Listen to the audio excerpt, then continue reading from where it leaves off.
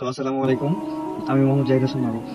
এই সবুজে ঘেরা রাজ্য, যেখানে সূর্যের প্রথম আলো পৌঁছায় আম পাতার ডগায়, যেখানে প্রতিটা আম বড় হয় মা বাবার আদরের মতো যত্নে, যেখানে প্রকৃতি নিজ হাতে সাজিয়ে তোলে তার প্রতিটি শাখা, সেখানে জন্ম হয় এমন এক স্বাদের যার নাম শুনলেই দেশের মাটির ঘাম পাওয়া যায়।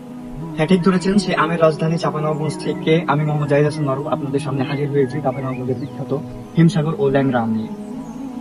এখানকার এক একটা আম স্বাদের এক একটা গল্প, যে গল্পে আছে বিশ্বাস, আছে ভালোবাসা।